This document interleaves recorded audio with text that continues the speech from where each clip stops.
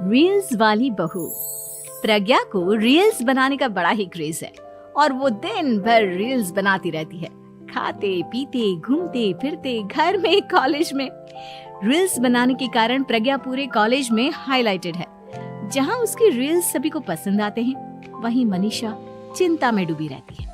एक रोज जब खाते हुए प्रज्ञा रील्स बना रही होती है, तब मनीषा कहती है, एक मिनट भी चैन नहीं है इस लड़की को। ये नहीं कि खाना तो आराम से खा ले, लेकिन नहीं, अरे थोड़ी देर रील्स नहीं बनाओगी तो आसमान नहीं टूट पड़ेगा। अरे मम्मी, इसी को तो कहते हैं डिटर्मिनेशन। तुम नहीं समझोगी ये सब। भगवान, इस लड़की को सद्बुद्धि दे।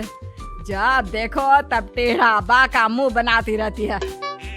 मनीषा की बात का प्रज्ञा पर जरा भी असर नहीं होता और वो खाते खाते रील्स बनाती रहती है। दिन बीतने लगते हैं और देखते देखते प्रज्ञा का कॉलेज भी खत्म हो जाता है। आए दिन कोई ना कोई मनीषा को प्रज्ञा की शादी करवाने का सुझाव दे जाता है। सब ठीक ही कहते हैं, प्रज्ञा की शादी कर देनी चाहिए। अपने घर के काम काज में व्यस्त हो जाएगी तो खुद ही ये रील्स और नाच गाना बंद हो जाएगा। मनीषा और प्रेम प्रज्ञा के लिए एक अच्छा लड़का ढूंढने लगते हैं और तभी विकी का रिश्ता प्रज्ञा के लिए आता है, जिसने प्रज्ञा को उसकी रील्स देखकर पसंद कर लिया था।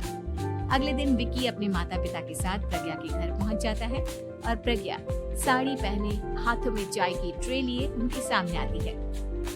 जब विकी को पसंद है तो हमें भी बहू पसंद है। बहन जी, आप बारात की तैयारी कीजिए। एक बार लड़का लड़की अकेले में बात कर ले तो अच्छा रहेगा। हाँ हाँ, क्यों नहीं। मनीषा विकी को प्रज्ञा के कमरे में भेजती है, जहां प्रज्ञा पहले से ही रील्स बना रही होती है। तभी विकी कहता है, आ गए आपके साजन जी।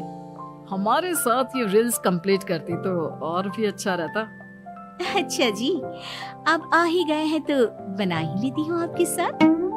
दोनों मिलकर रील्स बनाते हैं। जब वी मीट और तुरंत पोस्ट भी कर देते हैं। फिर विकी कहता है, जब आप साड़ी में चाय लेकर आए तब मुझे लगा कि कहीं मैं गलत घर में तो नहीं आ गया। अब सही है। दोनों की शादी पक्की हो जाती है और शादी के दिन भी प्रज्ञा रील्स बनाने से चूकती नहीं। यहाँ तक कि बारात के समय भी नाचते हुए रील्स बनाती है। सभी लोग प्रज्ञा की तारीफ के फूल बांध देते हैं और प्रज्ञा नाचती गाती अपने ससुराल चली जाती है। सब कुछ अच्छा चल रहा होता है। प्रज्ञा यहाँ भी दिन भर हर चीज की रील्स बनाती रहती है। लेकिन कुछ दिनों के बाद जब सुनीता कहती है, बहू, ये रील्स के साथ साथ कुछ काम भी कर लिया करो। वैसे तुझे और क्या क्या बनाना आता है? मम्मी जी, वैसे तो सब कहते हैं कि मैं सब कुछ अच्छा बनाती हूँ, लेकिन मुझे लगता है कि मैं मैगी अच्छा बना लेती हूँ। हाँ, कॉफी भी अच्छा बना लेती हूँ और मुंह तो सबसे अच्छा बना लेती हूँ। हैं? अच्छा अच्छा। सुनीता अपना माथा पकड़ लेती है और कहती है, बहू, कुछ खाना बनाना भी सीख लेती। मम्मी जी, मैं लंबी प्लानिंग कर रही हूँ। जल्दी ही मैं इतनी फेमस हो जाऊंगी कि मुझे पैसे मिलने लगेंगे। हम दोनों सास बहू राज करेंगे, राज। नौकर काम करेंगी और लोगों की तो लाइन लगेगी हमसे मिलने के लिए। तेरा दिमाग खराब हो गया है क्या बहू? हंसी मजाक तक ठीक है, लेकिन इस तरह घर नहीं चलते। जितना जल्दी हो इस घर के तौर तरीकों को सीख लो। प्रज्ञा मुंह घुमाकर चली जाती है और तुरंत उसी वक्त एक रील बनाती है। ये देख सुनीता का गुस्सा 7वें आसमान पर चला जाता है और विकी के घर आते ही सुनीता उसे सब कुछ बताती है। विकी भी अब प्रज्ञा की इन हरकतों से परेशान हो जाता है। तुम टेंशन मत लो मम्मा, मैं देख लूंगा। विकी कमरे में जाता है तो देखता है कि प्रज्ञा रील्स बना रही है।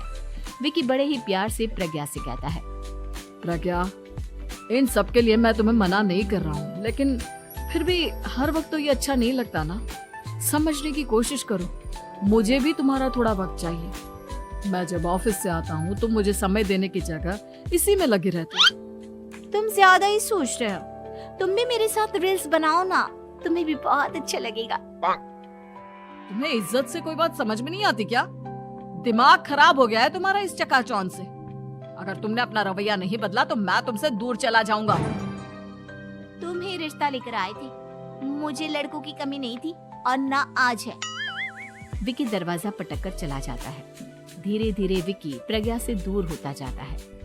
एक रोज मनीषा प्रज्ञा के ससुराल उससे मिलने जाती है। तब सुनीता उससे कहती है, बहन जी, अब आई हैं तो कुछ दिन यहाँ रहकर जाइएगा, आप ही का घर है।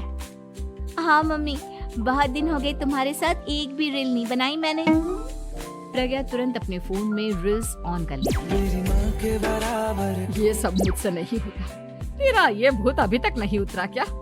बहन जी, आप कुछ कहती नहीं क्या इसे? जब आप ही कुछ नहीं कर पाई तो मैं कर ही क्या सकती हूँ। सास तो वैसी ही बदनाम है।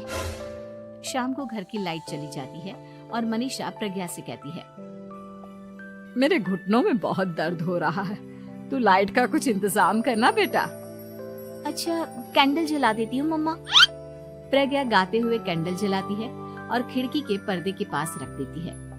मनीषा, जिसे बहुत दर्द हो रहा है, वो सो जाती है और प्रज्ञा हमेशा की तरह अपने रील्स में लग जाती है।